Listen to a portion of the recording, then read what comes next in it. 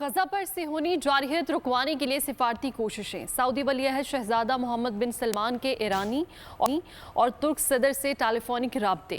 سعودی ولی عہد نے کہا کہ کشیدگی میں اضافے کو روکنے کے لیے تمام بین الاقوامی اور علاقائی فریقین کے ساتھ رابطے کر رہے ہیں۔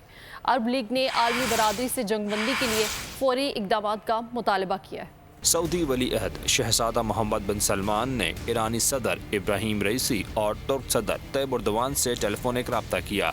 اسرائیل اور غزہ کے تنازع پر تبادلہ خیال کیا گیا۔ رہنماؤں نے غزہ میں فلسطینی عوام کو درپیش حالات پر تشویش کا اظہار کیا۔ سعودی ولی عہد نے کہا کہ اسرائیل اور فلسطین کو بین الاقوامی انسانی حقوق کا خیال رکھنا ہوگا۔ سعودی عرب اسرائیل فلسطین کشیدگی کو رکوانے کے لیے عالمی کوششوں کا ساتھ دے رہا ہے۔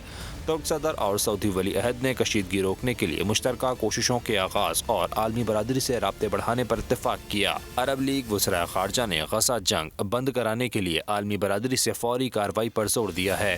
وزرائے خارجہ اجلاس کے بعد جاری اعلامیے میں کہا گیا ہے کہ شہریوں کو نشانہ بنانے پر فریقین کی مذمت کرتے ہیں۔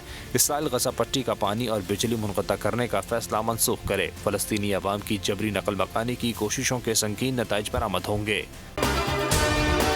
اگر آپ کو ہماری یہ ویڈیو پسند آئی ہے تو ہمارے چینل کو سبسکرائب کریں اور بیل آئیکن پر کلک کریں۔